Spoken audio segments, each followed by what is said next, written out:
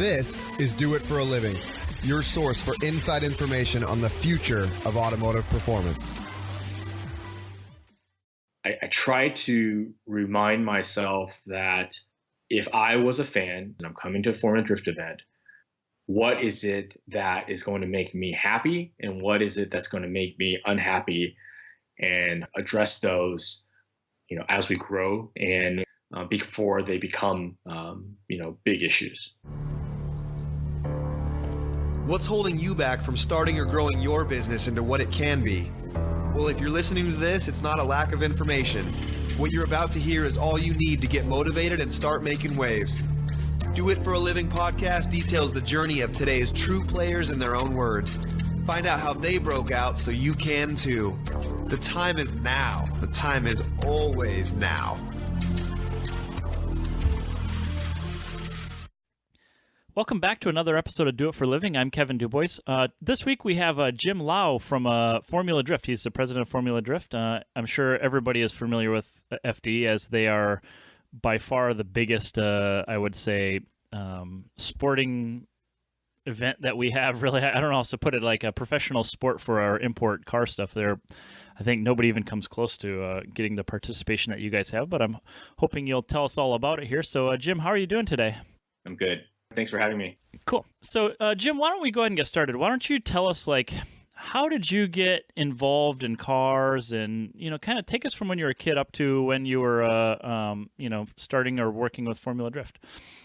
I was lucky enough. I grew up in Southern California and kind of in the center of car culture. And obviously during that time, it was really kind of the dawn of, imports, in America. And surrounded by guys in high school that were older than me, that had driver's licenses, that were, kind of the front runners and trying to figure out how to modify cars, trying to modify their Civics and their CRXs and doing things in their garages. And obviously that led to people going street racing, and I tagged along and I went with them and, kind of fell in love with just all the different things that were going on. I really love the underdog culture of things, when I'll always love the Mustang pulling up to the little Integra of the Civic and the Integra and the Civic winning, in a drag race. Those are always like great stories and great memories that I had. And being in that, I always wanted to be like those guys, and always wanted to try and, get a car to modify and fix up. But I think, if I was to point back to maybe like one catalyst, I think most car enthusiasts have that kind of one car, that one moment that kind of changed their lives. Like, for me was I saw a, first gen E30 BMW M3, and something about that car, the lines on the car, the way the fenders flared out was just so different at that time that still to this day, it's a car that I would love to one day have. Unfortunately, the prices have gone up dramatically. But I feel that was kind of my start, is that, that really made me start loving cars, not just loving hanging out with people that were working on cars, but really loving cars. And so, I kind of tinker with little things. I didn't really have a lot of, disposable income to get, all the cool stuff for your car. So I did what I could, and, little things from, adding lights and changing, the colors of your signal lights and things like that. Just to kind of feel like I'm a part of it, and graduated high school, went to college, and sort of walked away, not walked away, but tabled, car enthusiasm, car culture aside for a bit. And though in college there were still friends that were into cars, so it was still present, but not as much as, I guess, what it was in high school. And when I was about to graduate, I thought to myself, well, the jobs or the internships are available I wasn't really into it. So I thought, well, maybe I should be kind of, out of my comfort zone and really be proactive. So I started literally calling every company that I thought was relevant in Southern California. I called I called all the manufacturers, and at that time, Nissan was here, Toyota's still here, Honda's here, to try to figure out, are there summer internships? Is there something I can do? Is there part-time work? I picked up the phone and I called every single magazine that was car related. I called Motor Trend. I called Car and Driver when Car and Driver and Road and Track were still based in Southern California. And so, I called everybody, and luckily enough, at that time there was only two kind of import magazines. It was Turbo Magazine and Sport Compact Car. I was lucky enough that I called the company that published Sport Compact Car. I got on the phone with the vice president of sales and advertising, and he said, "Wow, how did you get connected with me, and how did you find out we're doing an internship?" And I'm like, I don't know. I called, and he said, you have great timing, because literally in 2 days I was about to post a listing for an internship with us. So I got in for an interview, and I interned for Sport Compact Car, and basically the company at that time was McMullen Argus. Now it's evolved into the Enthusiast Network. And I just kind of did number crunching. I looked at, my job was to look at every single magazine that we published and compare it to every other magazine that competed with that magazine. And I made a list of everybody that advertised with us, and I made a list of everybody that advertised with the competitor, and I cross-referenced them, and I told the salespeople what companies were not advertising with us. And I did that with, I think it was something like 25 magazines that we published every month, and I just cranked numbers out. So it was mundane, but it helped me open my eyes to what this whole world was about. I didn't know anything about advertising. I didn't know anything about marketing. I didn't know why people paid X amount of dollars for every page in a magazine, and how that worked, and who designed them, and ad deadlines and all that good stuff. And so that, I think, was my first kind of professional step into the automotive industry. And kind of as a result of that, it gave me a chance to, see and do other things. I started doing that. I ended up getting a full-time job there, selling advertising for Sport Compact Car and European Car. Okay. And I met a lot of people in the industry. And I was asked to go to a bunch of, events. So I went to import drag racing events. I went to different car shows. I was sent to SEMA. It was great. And it opened my eyes to another part of the industry, which was events. I didn't know these events were happening. I didn't know these car shows and drag races and these trade shows were happening in this industry. I didn't even realize how big the industry was. I just knew, Southern California, people wanted to get, an HKS exhaust and, some, and wheels for your car. And that was kind of my world. But that was kind of by default. And I really loved events. And so when I thought that, I wanted to stop, working in the office and selling advertising to people, I jumped to import drag racing, and I worked for a series at that time called IDRC, and I believe they're still around. And IDRC was taking off. We're doing 6-7 events a year, and I did kind of the same role, and I sold sponsorship. I sold booth space for our races, and I traveled the country with them, and it was great. I got to see different parts of the country. I got to see how car culture was different in New Jersey versus in Southern California versus in Texas. And from there, I went on to Vision Entertainment, which produced Hot Import Nights, but other events as well that are non-automotive. At that time, Hot Import Nights was kind of at its peak. It was getting huge sponsors. It was getting, the Pepsis and the XM satellite radios. And I wanted to learn how to get bigger sponsors and how to, deal with bigger companies and produce bigger events. Okay. So I went there. That was kind of short last, it didn't last too long because I think the culture there just didn't fit with what I liked. Though it was great, I learned a lot there. What kind of time frame was that in? By that time, I would say, I think it's like in, like 2000, Okay. 2001. Okay. And so, yeah, so I left, I left Hanapur Nights. But luckily at that time, I met, a lot of great coworkers, and one of them is Ryan Sage, which eventually became my business partner. So Ryan and I met at Hanapur Nights.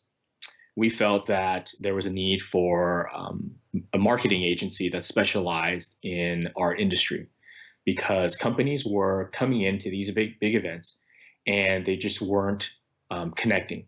They didn't really know how to set up a booth. They didn't understand that, in say Hanapur Nights in particular, it's a dark event. So how do I, rent power and make sure there's lights, and how do I get the right, display car? And if I, what I mean? Like if you buy a booth space at an event, that's all it is. It's just real estate, blank.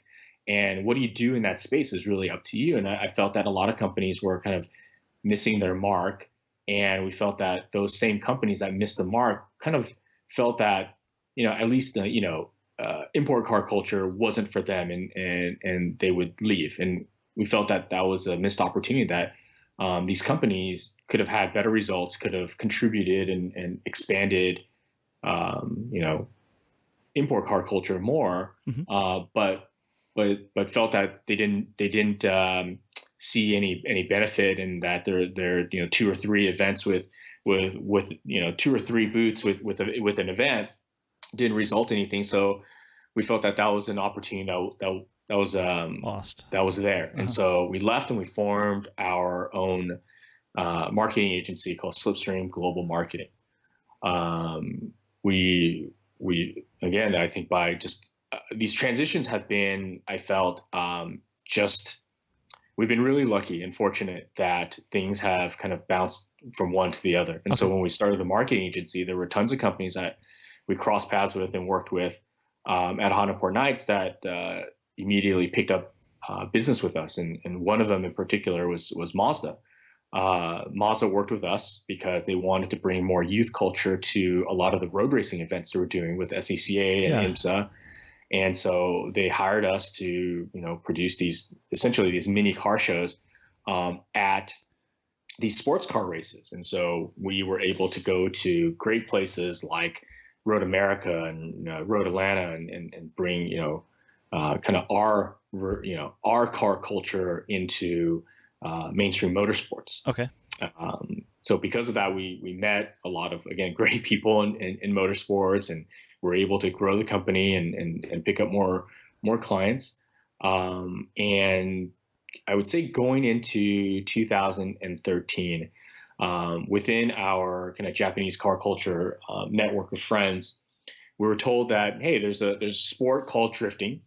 It's starting to take shape in Japan. People really like it, and it's really exciting. And the organizers in Japan wanted to hold an exhibition event in the U.S., and that was D1 Grand Prix. And D1 is owned by a publishing company. So kind of their primary purpose in running that series was a lot of exclusive and cool content. Okay. So content for their magazine, content for their option, video. So they filmed, these D1 competition, and they thought it would be a really great backdrop if D1 was to come to the U.S., drive on American soil with maybe a selected, amount of, a handful of selected American drivers. And so we pitched them with, some great endorsement from these other Japanese, parts manufacturers to say, hey, these are good guys, and you should consider working with them. We were selected, and we announced, I believe, at Tokyo Auto Salon 2004. So January 2000 it was 2003. So January 2003, we announced at Tokyo Auto Salon that there was going to be a D1 Grand Prix exhibition event that August in Southern California. And so Slipstream Global Marketing became the producers of the very first D1 Grand Prix outside of Japan. Okay. So we brought, all the top name guys to the U.S. and we put on a, essentially D1 drifting competition at Irwindale Speedway in August of 2003 to great results. Way more people came out than we thought. Way more companies participated than we expected. And we felt that our almost 1 year's worth of work in educating the American public, especially the Japanese car enthusiasts, what drifting was, because it was still new even within Japanese car culture, that the result was great. And we wanted to continue with that. So we approached D1 immediately after the conclusion of that event. We asked them how we can work together in the future. Can we form a joint venture? Can we pay you a royalty or a licensing fee to continue? Can we basically create D1 USA, mm-hmm. your franchise series here in the US, and we'll follow your rules and regulations and how you want to present your brand and your logo. And they simply said no. They said, well, you guys did a great job, but we'll come back when we want to come back. Maybe we'll come back in 6 months. Maybe we'll come back in 2 years. But when we come back, we'll call you again and we'll talk about doing this all over again. And we just didn't want to lose that opportunity and that momentum and all that work that we put in for almost a year. Okay. So our response back was, well, respectfully, if you're saying no, you cannot work with us or guarantee a way to work with us, we are going to form a American drifting series. And they said, well, if that's what you guys want to do, go ahead. And so we, moved very quickly. We called our friends at Road Atlanta and a lot of the tracks that we knew.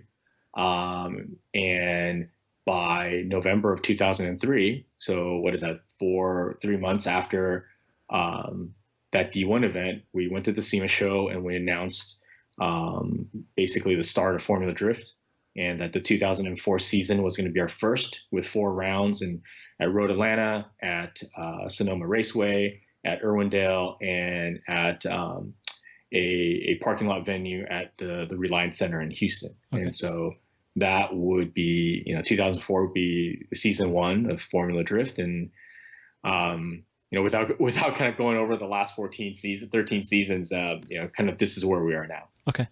And so to skip back a little bit, you said you finished school or college. What was your degree in? I started as an economics major, and I ended up being an Asian American Studies major with an emphasis in history. Okay, so when you said that, like you went basically to marketing and for the magazines, you really didn't have the education was not in that field, right? So you just kind of got whatever you could get in to get into the industry. Correct. Zero. I'm not proficient on a car. I can do the basics. You tell me to go, swap out an engine, I will not be able to do that. So I don't have mechanical, kind of prowess in that way. I don't have a communications or a advertising or even a marketing degree. I would say the one thing that, or the few, kind of classes that were relevant going forward was a few of my economics classes, like accounting. Uh-huh. And I took a lot of stats classes in Asian American Studies, because in kind of in that ethnic studies field, there's a lot of surveying and data analysis. So those kind of were important tools for me going forward. But yeah, no, I have had no advertising experience at all. Okay. Do you think of yourself as an entrepreneur? Yeah, I would definitely think so. I think maybe not by choice. Okay. I mean, there were definitely like funny things that happened to me as a kid, and my dad is a entrepreneur, and but I would say, again, kind of being fortunate I defaulted into that. Okay. But I think once I defaulted into kind of being an entrepreneur, I embraced it and I really liked it. And so that's kind of what it, became going forward. Okay. And so you really did quit a full-time job and basically started your own business. Now, it wasn't originally Formula Drift. Was that what made you decide to make that jump in? And did you have enough money stashed aside? Some people say 6 months, 3 months. Some people do it without any money stashed aside. How did you make that transition from working for somebody to doing it yourself? To be completely frank, almost none of that. It was looking back in hindsight, it was quite scary.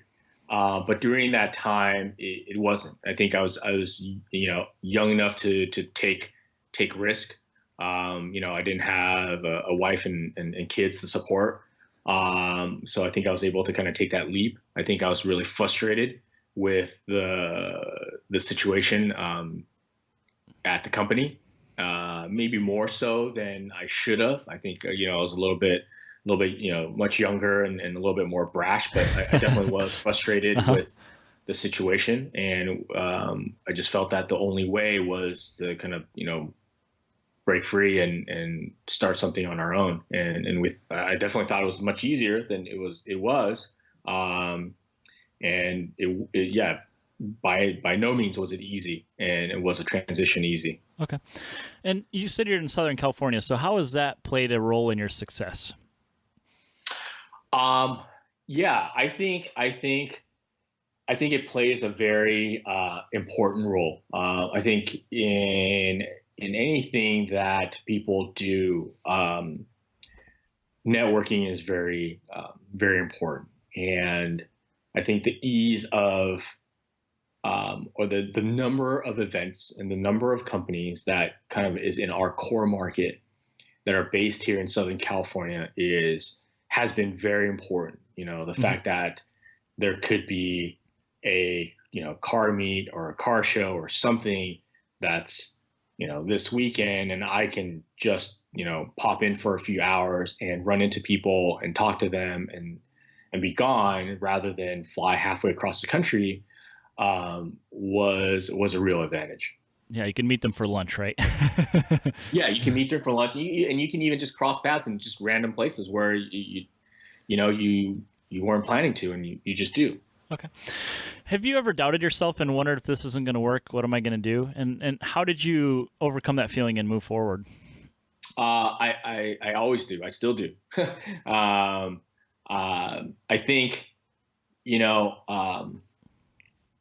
in the beginning, I mean, even before this, I mean, yeah, you're always tempted to look at other opportunities, like, oh, wouldn't it be great if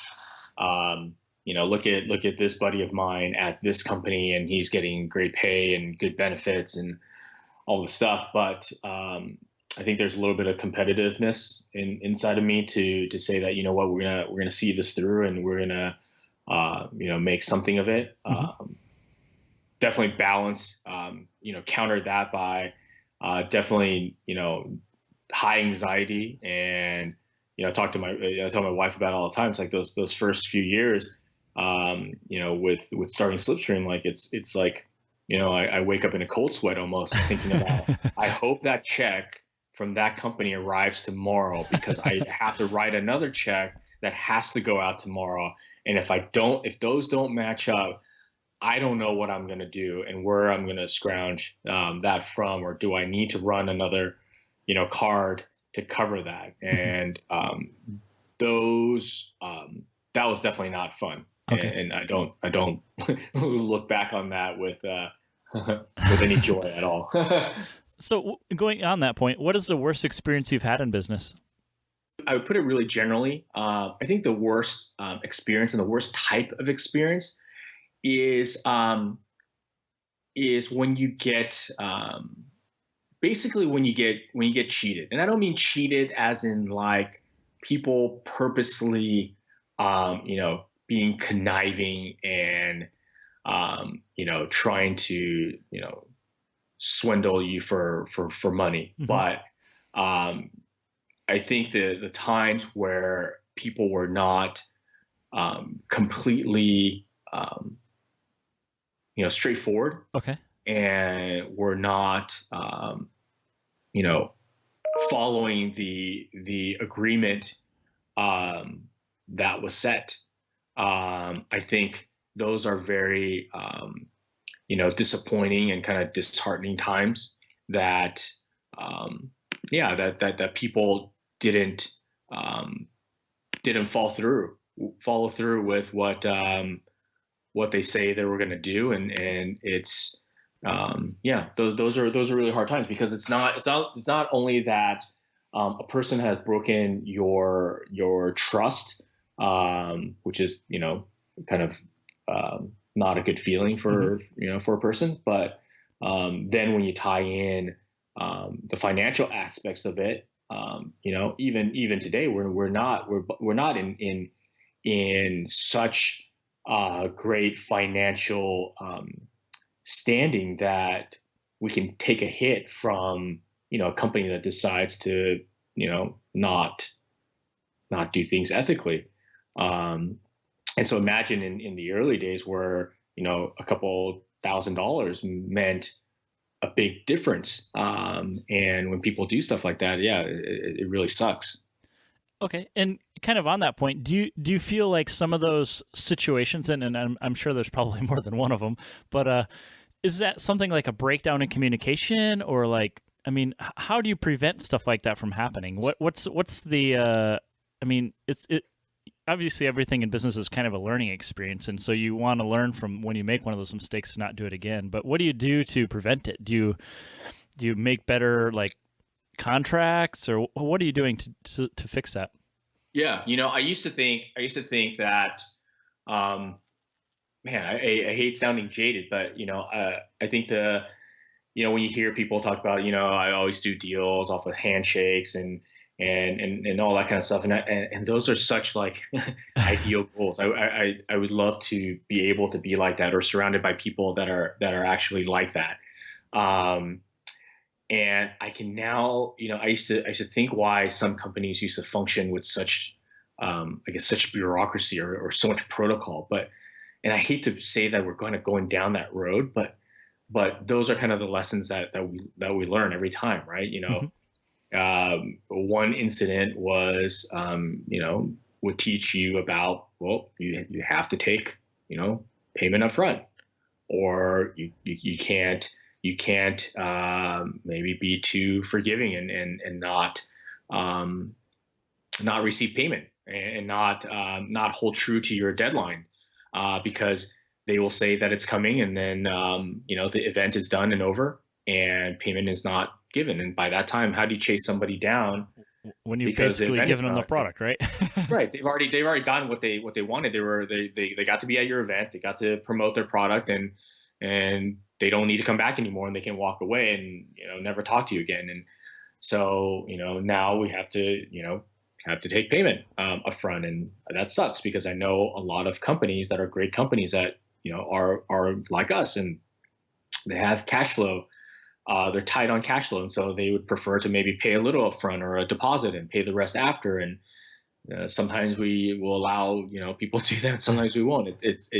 Those are things that really suck about bad things that people do, and things like kind of taking notes and documenting everything.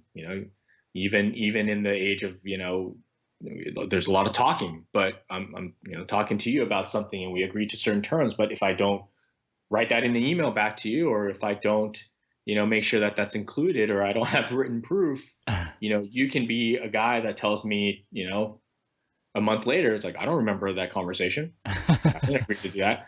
And that's happened to us quite a few times, where again, it's more work on everybody's part, but it's lesson learned. And so, we just have to be more careful and more diligent. But at the same time, we definitely try our best not to lose kind of the human factor in things. It's still about relationship. It's still about kind of being good to people. It's still about, delivering, above and beyond what you agree to. And you just hope that the people that you work with kind of see that effort and can at least appreciate that and have the extent of professional courtesy back that, hey, agreement is agreement, and, the terms are the terms.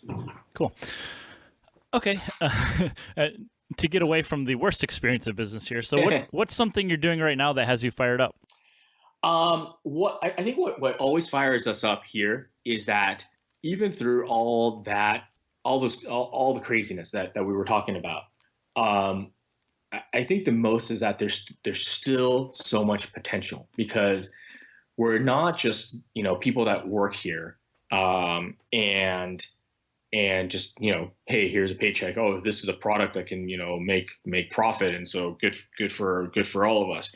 But I think everybody's a true fan and enthusiast of drifting and of other things too. And so every time we see something happening, in sports, in NASCAR, in Formula One, and in whatever, we always relate that back, and it's like, oh, these are great ideas for us to do. And what's great, and what's always like still fueling everybody's fire, is that we haven't reached our max potential. Our fan bases continue to grow, and there's still so many things that we can and could be doing to continue to grow the series and the sport. And so this always, like, there's still room to grow, kind of, mind frame, Okay. Is really exciting, and it is really positive. Awesome. So I want to take a quick break here, and then we'll continue on. We all know owning a shop is difficult, so we created My Shop Assist to help you manage the various jobs. Whether you run a machine shop, a performance tuning shop, build off-road trucks, or even do powder coating, My Shop Assist can help you. It is completely online and will help you schedule the jobs, log time on each task, track parts orders, and take pictures of the work. You can even export your jobs from My Shop Assist into QuickBooks as invoices. So if you're interested to improve operations at your shop, check out myshopassist.com to start your 30-day free trial. Okay, we're back with Jim Liaw of Formula Drift here, and I want to talk about Formula Drift, the company itself. So obviously you guys are an events company, so you don't really need a shop, but what kind of facility are you guys operating out of? Is this office space? Do you rent it? Do you own it? Yeah, so we rent space. We went from kind of a traditional office building in downtown Long Beach, X number of offices, conference room on the 6th floor of a tall building kind of thing. Now to a more industrial area, standalone building. It's a small building, but we have a little back lot because we have a lot of stuff going on. We have a lot of junk coming in and out of here, and a lot of equipment, and we have this big cargo van that would have no place to be parked in downtown Long Beach. So it's more conducive here. Not as fun because we can't just walk downstairs and run down to the Starbucks, right down the street, couple doors down, but definitely work-wise, way more conducive here. Okay. And have you guys ever written a formal business plan? We have not in the beginning though, but we have. And how on target are you with that? Or I guess I should say is how often do you update it? That's usually what everybody says, right? Right. We don't update it as often as we should. But I think one of the things, and not to make an excuse, is that what we do is, I would say, not as predictable as if I was making parts. And I can be completely wrong, but this is my experience. Okay. Things swing left to right so dramatically at times that we have to constantly adjust for that. We add 3 sponsors, we lose 1. We add 3 more sponsors, we lose another one. And there's companies that come and go, and people increase and decrease their budgets, and even in 2008 2009 we went when we went through recession. I mean, it was a huge cutback from companies. And marketing is one of the first things to go, right? First things to go. But but how does a event producer lose a large portion of one of their, if not their biggest revenue line items, but yet maintain the quality of the events? We can't not have whatever, portable bathrooms, for example. You can't say, oh, hey, here's a $5,000 savings. Let's write that off. So it was a really good exercise during those couple of years that we reflected back, and we trimmed a lot internally, quite a bit that we kind of saved ourselves. But the great thing about that was, I would like to think, and I've heard from the public eye, there was not a change. Okay. A person that went to an event in 2007, then went to an event in 2009, did not see the change. And the person that went to an event in 2009 and then went to the event in 2011, they did see an improvement, I think, because of our kind of reinvestment. So I think that was a great, horrible but great kind of exercise for our team here. And we definitely strapped down and scrape those numbers. Okay, so you're really unforeseen circumstances, being the economy basically collapsing, has really brought back to light your company being lean and a profitable, and not just kind of spending money here and there and not tracking it very closely. Correct. And we've always been like that. And those are like any business owner, those are the things that you deal with behind the scenes that people outside don't really see and they don't really appreciate. But yeah, we've never been a frivolous company. We've never been one that is price gouging. Usually we would take the hit over the fan or the participant taking the hit. Okay. People may not see that or feel that or even think that, but there's plenty of times where we've kind of taken an internal hit so that the external doesn't get hit. Okay. And how many employees do you have? We have, aside from Ryan and myself, we have 6 employees. Okay. And now I understand that when you go to an event, you probably have a whole slew of like volunteers or paid staff that are maybe not full-time payroll people, but help out at an event, right? Because I mean, it's got to take hundreds of people to run some of those events. It could, when you start, talking about people that are parking cars and track selling officials tickets and security. But operating the series, we go from our 8 people here. Okay. And we add it jumps to about 25 to 30 when you consider the production work that we do, because we put up all the structures and signs and things like that ourselves, and we run the on-track operations, and then we run a lot of the wheel call, but not the ticketing. So our staff grows quite a bit once we get on site, and then once you add security staff and things like that, it could get to 50, 60. In some cases, like a big event like Long Beach, and maybe close to 100 people when you consider Long Beach Fire Department and Long Beach Police that have to be on site. Okay. And so when you go from having to, you have, it sounds like there's 8 of you guys at, actual Formula Drift employees. Do you find it difficult managing them? And then how do you learn to scale that up to running a bigger event like the Long Beach event? Managing the team here is not difficult, because the team is quite proficient. I think everybody here is carries their weight and then some, and everybody has multiple I think skill sets. I think everybody here has the capability and the capacity to do multiple roles.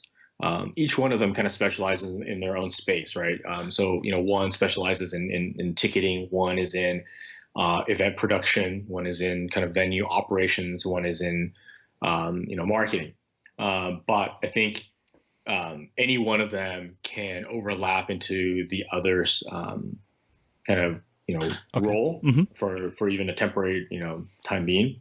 But yeah, we would keep it as loose and casual and as possible here, because when event weekend comes, it's the, high stress, high anxiety, long hours. And everybody's kind of empowered to take their department, in their own wing and make it kind of their own, little small business. And when we get on site, their team expands. And so they go from their, one person production role to a, one person, production manager to, overseeing, 3 vendors that are bringing equipment on site, and, 4 or 5 production, staff that's, putting a lot of these structures up. Okay. How many hours a week are you working typically? Off season is pretty light. I mean, it's a regular kind of 40-hour week. And, like I said, I think, where we lack in kind of big company corporate benefits, I think we try to make up with, as much, staff flexibility, right? We're trying to, keep everybody's kind of mental stress, in check. And so, you need to leave early to go, pick up your kids from school or to go to a doctor's appointment. It's pretty lax and, pretty free. Awesome. The hours are pretty, simple. So, we like to keep it that way because, like I said, once we go on site, I mean, you have like the operations team, they leave on a Monday and they come back on a Sunday, and they're, on site for a week. And that week could be very long days, and sometimes in heat and rain and cold and whatever else, right? Exactly. And you said you have a family. Do you have kids as well? I do. I have 2 kids. Does that influence your work schedule? It definitely does. Okay. Most definitely. So you're not doing the 80 hours a week like some like shop owners would be doing, or week in, week out, I should say, right? Well, I am not, but I traveled approximately 120,000 miles last year. Wow. Okay. And I was gone out of 365 days. I would say, maybe 70 days. Okay. I was not here. So, and I'm not the most. There's a couple other guys here that have more days on the road than I do. Okay. And so that's why I say, when we come back here, we are, we're not unstructured, but we're definitely loose. Okay. So, days off are loose. You need to take off early, come in late because you need to go to the dentist, whatever. It's fine. Those things are so minuscule in the scheme of things, especially when you consider these guys are on the road and they're all of our events are on weekends, so right. Tons of weekends lost, that, hopefully that's a good way to kind of make up for that time. Okay. And do you find yourself, doing the work, or are you managing the business? What is your role as president? I like to be managing the business more. Okay. But I think I have a okay balance right now that I do, I am still at every event. So I am, helping out and, kind of doing the work on site. I do wish I am managing more, because I think I need to focus more on, kind of bigger picture and looking further forward and planning further forward, rather than kind of being inundated with day to day or, kind of reacting to different, fires and things like that pop up. But I think the current balance is much better than before, where a potential sponsor would step foot on site at one of our events, and I would say, here's your ticket. Let me walk you in. Let me show you a couple places, and I'll talk to you next week because I gotta go do, a million other things. Uh-huh. Whereas now I definitely have more free time to spend with, key sponsors and important guests and people that are coming and spending the time with them and kind of showing them around and trying to host them and so forth. And that's obviously a very important part of the event you're doing. So it is.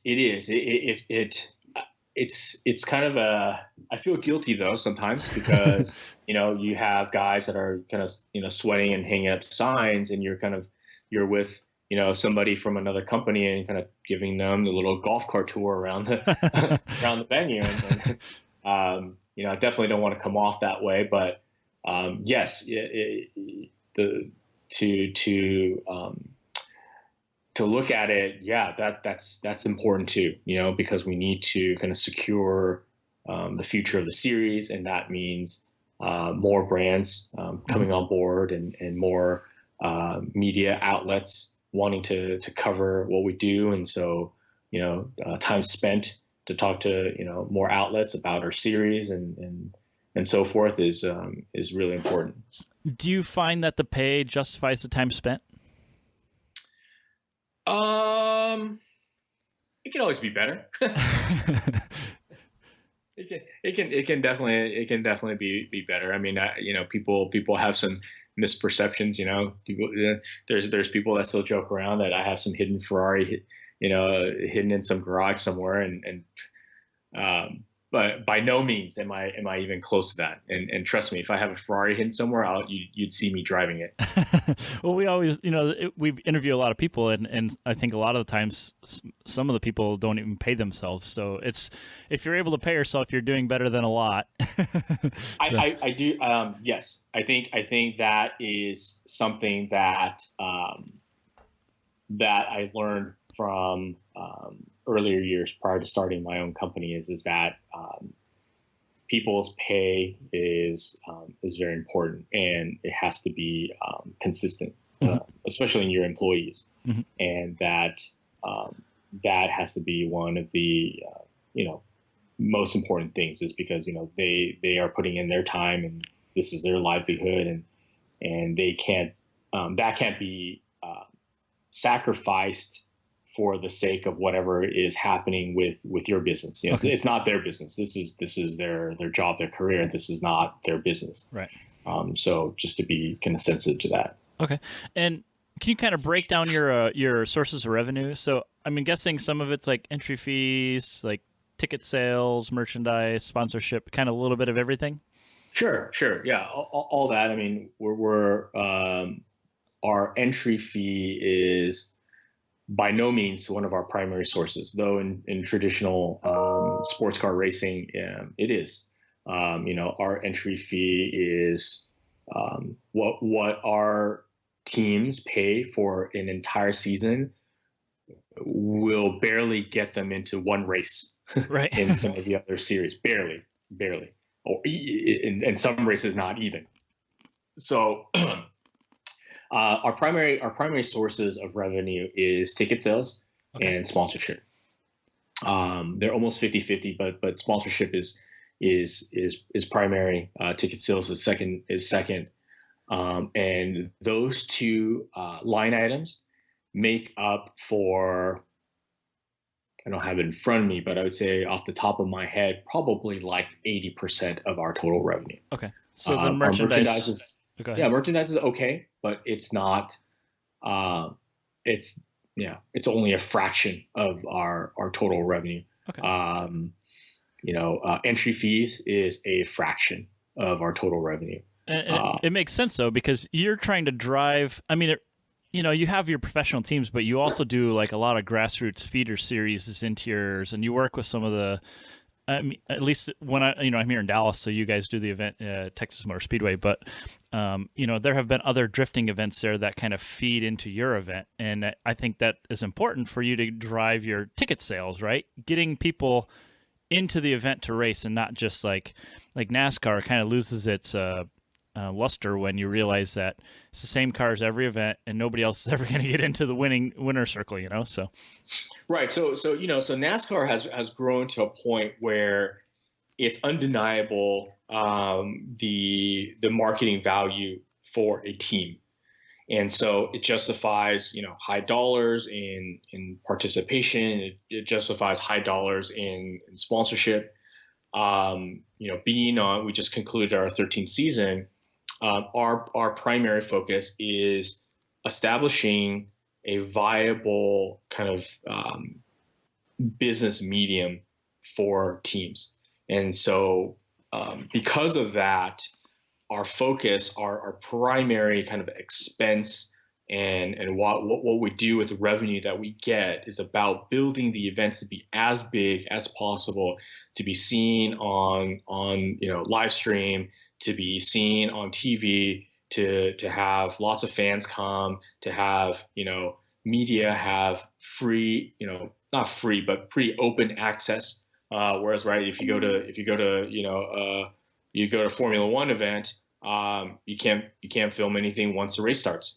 Everything has to be bought or licensed through Formula One and their TV production arm. We don't have that. We allow for approved media to come and capture and repurpose content at zero charge. We don't charge them for that. And all in the sake of we need to grow, and we're continuing to grow the sport and the exposure for the sport as big as possible, because we want these teams to be to have this as their primary career, to have increased sponsorship and revenue opportunities for them, because they can justify bigger dollars because the series is exposed to more and more people. Mm-hmm. Okay. And what are the primary tools of your trade? I mean, what are you guys using to manage the business? Like your bookkeeping, your scheduling, your appointments, all sort of stuff. What are you doing? Nothing crazy. I mean, I think we're all on, your basic stuff. I mean, we're transitioning to Microsoft 365. I think that's a big leap for us, but no, I mean, nothing life-changing. We utilize everything that's out there. We're on Google Drive, and we share docs, and we're transferring stuff on Dropbox, and we have project management on Basecamp, and everybody schedules things through Outlook, and so a lot of little mishmash of things. So okay. Yeah, nothing spectacular. Okay, and you're obviously having to do a lot of our advertising and marketing. I mean, that is essentially the core of your business. What do you find being the most successful method to promote the business? I mean, is it like social media, magazines, trade shows, sponsoring cars? I mean, like, how do you get people to come to your events? Our bread and butter is social media. I think our audience lives and thrives in the social media space, and that's definitely we've enhanced and kind of pushed our ability to promote and to communicate via social media. Obviously, it's also the best bang for the buck. We have a very small and limited advertising budget, much smaller than people expect. I would say our entire season marketing budget is probably some race events, single event, advertising budget. Uh-huh. But again, in those years of when we were just starting out and we had very, small, even smaller budget, and those few years of going lean because of the recession, we learned to be very creative and very efficient. We strike great partnership deals to help us promote, and we utilize social media to maximize reach. Versus, a lot of the traditional, advertising routes. I would think like the Facebook Live feed probably helps you guys tremendously. I mean, seems like something that every fan there would be able to stream their, what they're seeing live, and all their friends will start watching it. Is that? Yeah. We were we when we started getting on TV, we were one of the first to go HD. A lot of the other traditional series weren't going HD, but we went HD because we knew that our younger audience appreciated kind of video quality. And so we started filming HD. We experimented with live stream, and it was a great result. With a one camera, free to air, we shut the server down. That was a great sign. So we we invested a ton in live broadcasts. We have two-day right? We have 2-day event weekends. We have a qualifying day, and then we have the main competition day. Okay. And we broadcast both days. So we have approximately 6 hours of broadcast each day, free to the air, free to the internet. So if you were in, Lithuania or South Africa or Australia, and you're able to connect to the internet, you can find us and you can watch what's happening. There's no pay-per-view, none of that. You could see it. And your feed is not just like a static camera. You actually have like announcer, like switching through cameras. It's an actual broadcast. Yeah. It's a full production. Okay. 3 to 4 camera position switch, graphics, results. We run commercials and content. Okay. And we have 2 commentators that are a part of the live stream broadcast. Cool. And yes, and it's like I said, it's viewed globally, and certain media partners, they're able to pick up an embed. They can embed our viewer onto their website if they want, and some people have, like Red Bull New Zealand, and a few people have done that. So people can. It's free. It's kind of open source. So we're just trying to get to the masses. So we're not going to put a paywall to slow down the growth and to impede more people watching what we do. Right. Okay. And sorry, to your point about Facebook Live, is that once Facebook Live came to fruition, we immediately put a dedicated person on camera walking around the event, filming a different vantage point that the live stream doesn't capture. Okay. And to provide a Facebook Live feed as well. And so we'll continue to do that, and that's been really well received. Interesting. Okay, and here's the curveball question here. You obviously, your events are so popular because they're exciting, and you can watch them from like basically one vantage point. You can see the whole, I guess, each run, I guess is what you would call it, right? I have been to one of your events, and you can see every single run from one spot, and so that is very conducive to having fans and actually being at the event and watching it. And there's obviously a ton of noise, a lot of smoke. All that stuff plays out really well. Because it's not a timed event, you have always, people who like one car versus the other car, and they get mad at the judging. How do you handle that aspect of it? How do you handle the people who are mad that their car didn't win because of what they think is like favoritism or whatever you want to call it? Yeah, I think, it's initially it's always hard because when there is critiquing and trash talking, some reasonable comments and some not so reasonable, actually a lot of them not reasonable. It's always hard to take, right?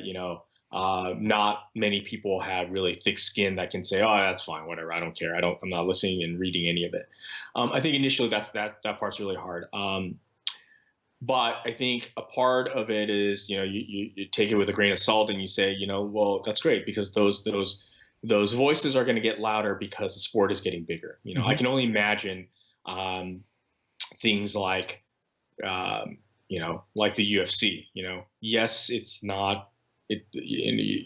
There's still 3 individuals that are still kind of putting a scorecard down and making a call. Right. And those are controversial as well. Mm-hmm. And I can just imagine with some series or sport that's way bigger than us, the volumes of complaints and conspiracy theories and things like that. But with that said, that doesn't mean we don't ignore it completely. I think we have attempted to, over the years, provide 2 main things. One is we've been trying to simplify how judging is done. Okay. And educating the fans about it. And then the second part is just transparency.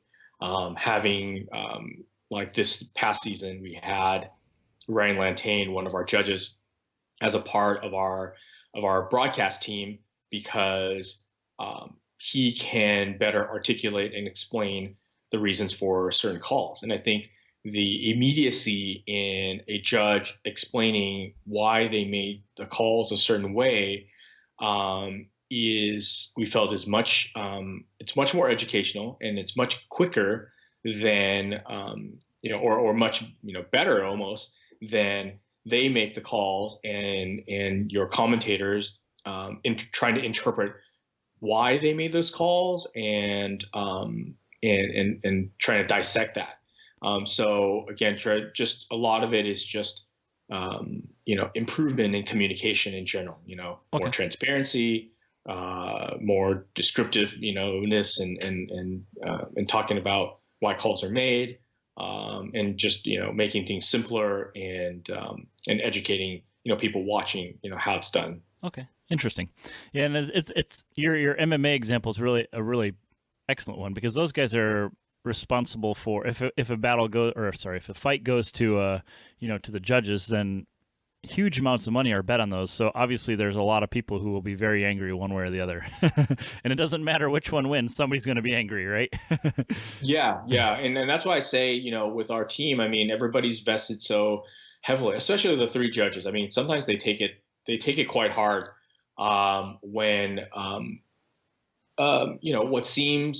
what the public thinks is a bad call, but they felt that it was a pretty logical and legitimate call. I mean, I think they take criticism sometimes pretty hard. They're just three people, right? Mm-hmm. Yeah. But again, I think it's about kind of putting into perspective. I mean, if anybody watches baseball, I mean, there is the ability and the technology now to call a strike zone, and it's proven that technology is more accurate than the umpire. Uh-huh. But there still isn't a transition to go to that. So, I mean, there's still in a lot of sports still the element of the human factor. We are working on more things to get into things like telemetry and things like that. But until it becomes feasible, and until the solution is a real solution, not a complication, Mm-hmm. we're not going to dive into that just yet. Okay. What's something you do differently that makes yourself successful that others might not have thought about? I mean, I don't know if this is a kind of a recipe, for success, or if it means anything. I do always try to, put into perspective, and we as a whole put in perspective that we go to other events as well. Okay. And we are fans. So we always have to treat what we do from the standpoint of a fan. And I truly look at it that way, because like I kind of spouted early on, is that even from high school, I'm just a fan. I'm not a record-breaking drag racer. I haven't built award-winning cars. I'm not a uber expert in any of, I guess, the parts that kind of function on track. But I do love what I see. I do go to events. I am a fan of things like basketball and Formula One, Mm-hmm. and I love going to these events. And I try to remind myself that if I was a fan and I'm paying X amount of dollars and I'm coming to a Formula Drift event, what is it that is going to make me happy, and what is it that's going to make me unhappy? And hopefully we can address those, as we grow this series, and hopefully we can address some of those issues before they become, big issues. Okay. All right. Moving on to more about yourself here. What's something that you struggle with in business, and how do you deal with it? I think for me, the struggle is really about finding ways to grow the business. I say that because I see our potential, and sometimes you're limited on resources to reach that potential. Mm-hmm. I think that's a big struggle for me. I think it's very very frustrating when you think and you feel that your business could be at this next stage, or can grow in this particular part, if only, right? If only this or if only that, and sometimes that if only is not there. And I bet you get everybody and their mother telling you, "Oh, you should try this; it'll work out great," right? That's constant. That is constant. I remember years ago, a driver was like, "Hey, for the TV broadcast, you guys really need to add, I don't know what's called, like when you're like John Madden is able to, draw on screen, hey, these are right. Yeah. Not Okay. teleprompter, but one of those devices. And it's like, oh, if you do that, you can mark like, oh, this is where the car went off track and this is where this and that.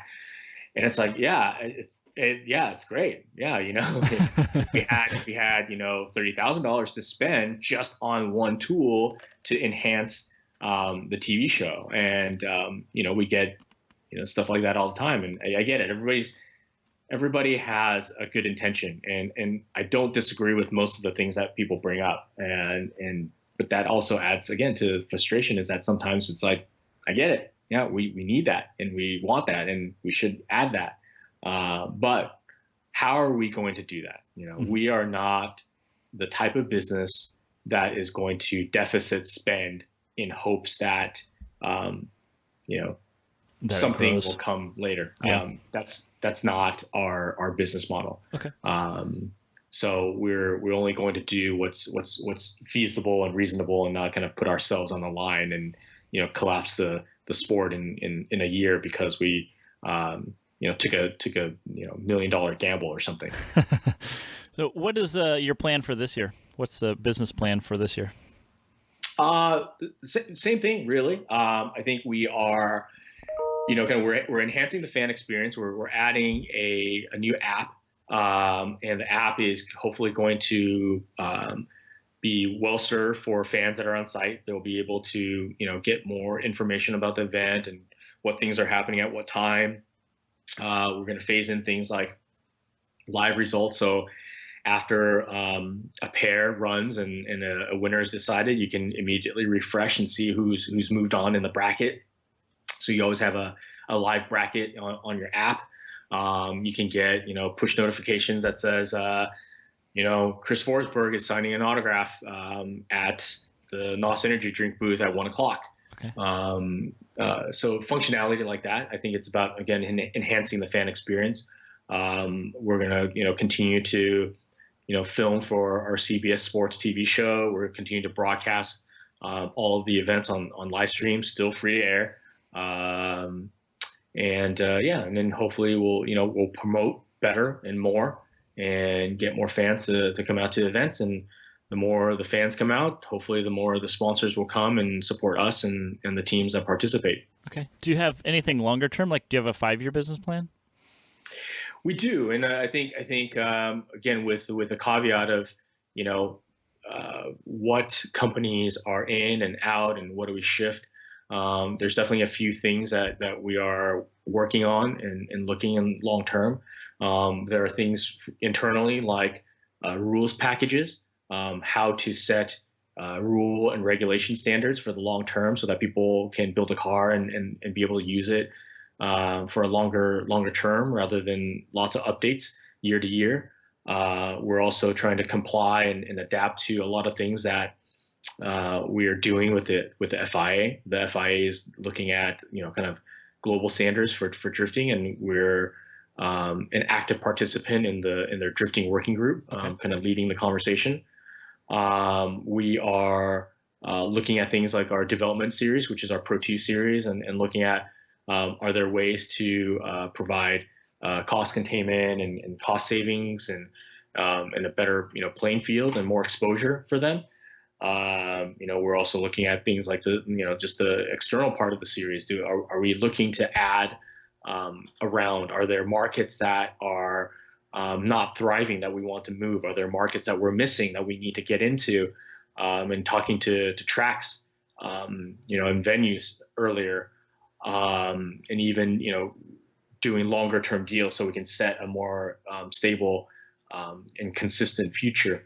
In the past, we were doing racetrack, rental deals year to year. Mm-hmm. Now, over half our tracks are in multiple year contracts. So we know going into next year, we already have 4 or 5 of the venues already set, dates set.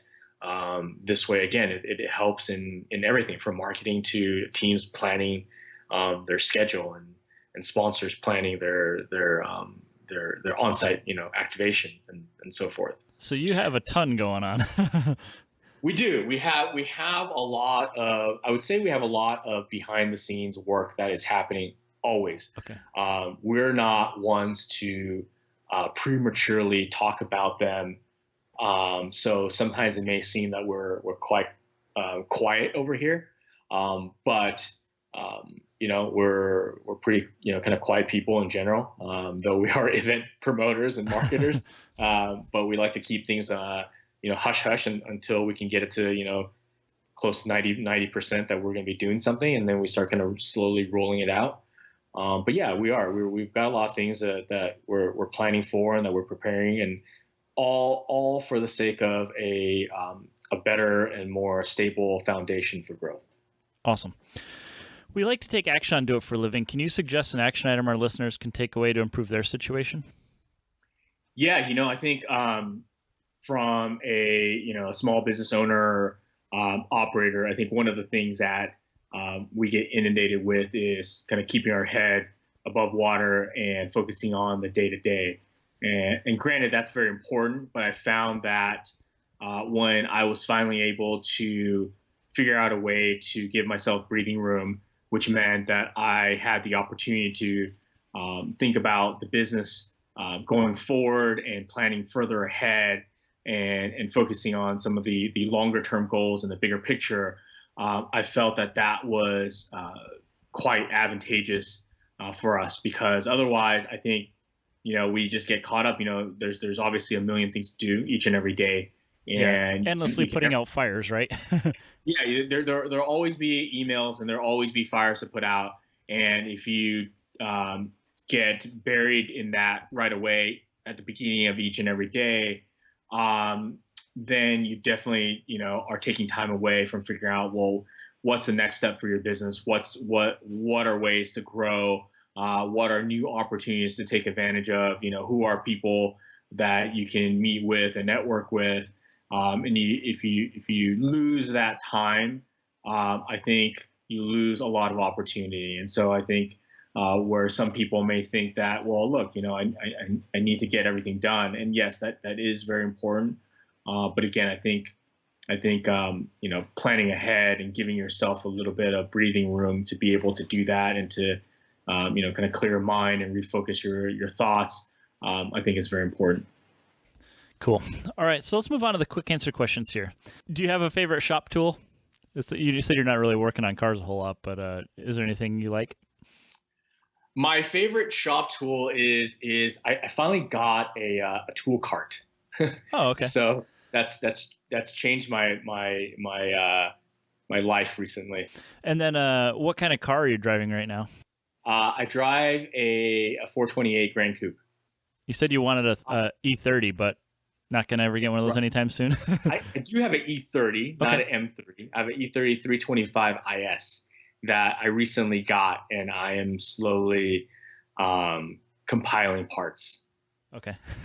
Gonna build it just when you have time, right? Yeah, I would say race car. I would say, more Fun resto car, mod than anything else. I'm following. Okay. And then going back to your game-changing product? The most applicable kind of game-changing product is probably the DJI Mavic. It's a drone, and it has automatic, Facebook Live capability. Ooh, and so speaking about Facebook Live and our ability to enhance that, we are looking into how that would work for us. Okay. Very cool. Yeah, I would love to see how that works.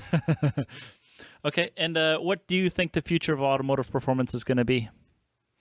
Well, I think the future of automotive performance, I think that's tricky. I think the market will be there. I think the how you capture the client base is going to evolve and change rapidly. And so I think we all kind of have to be adaptable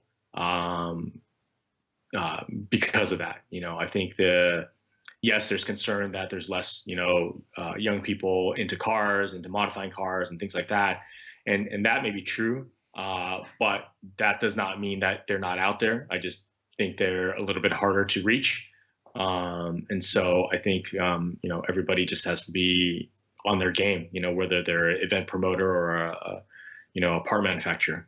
And your series in particular, I mean, every racing series is susceptible to this, but, as people get more and more competitive, obviously, in your case, the cars have gone from like a naturally aspirated V8 versus a turbo 4-cylinder to like twin turbo V8s with 1,000 horsepower, right? So the limits have gone way further than probably in 2003 what you thought they were going to be, right? Correct. Way past. Okay. And do you foresee, like, I don't know, what do you think is next? Like hybrid cars, like an electric boost, or is there anything, do you think, that will affect you guys at all? Or even electric cars drifting? Could they do it? Could a Tesla go out there with less battery pack and drift? I don't really have any idea. Possible. Yes. I think there could be an all electric drift car. Would it be fun to watch? That's I think once it becomes feasible and cost effective, I think somebody's bound to try it. Yeah, but I think certain things level itself out. I mean, there's only so much horsepower that you can make in a car going sideways without all kinds of things breaking apart. We've taken our rules have been adapted to curtail a little bit of that. Okay. Again, part in terms of like cost containment, and part just keeping the sport enjoyable and fun. But at the same time, I think we are one of the still more true forms of hot rodding. So many series have gone to a very kind of spec formula. Yeah. We haven't. We're pushing out of a stock body race car. Our series is probably pushing the most horsepower of any other series out there. And that's really exciting, and that's pushing innovation, because people have to, especially car builders, have to figure out ways to adapt to that, and to use all that power creatively. And they've come up with different things, and they've come up with new products to adapt to that, or to deal with that, or to deal with the sport of drifting in general. Or they are innovative and they have drawn on experiences in rally or in drag racing to bring certain components to adapt to drifting, to make their race cars more reliable and better performing. So those are really exciting things that are happening. Cool. Okay, well, how do we connect with you and your company? Really simple. Website is formuladr.com or formuladrift.com. We're on Facebook, we're on Instagram, and we're on YouTube. But you start with formuladrift.com, and it'll lead you to all other roads. We're definitely the most active on Facebook and on Instagram. Okay, awesome. Well, Jim, I really wanted to thank you for taking some time to talk to us and kind of tell your story and how Formula Drift works. No, I appreciate it, and I appreciate you kind of hearing me out. Thanks for listening to Do It for a Living. You can find out more about this guest, this show, and even details about what we just talked about at our website, doitforaliving.net. Check out the Facebook page at facebook.com/doitforaliving and tell us who you want to hear from. And most importantly, subscribe to the podcast. Click subscribe. Do it now. Seriously. I'll wait while you grab your phone. Open up the podcast app, tap the subscribe button,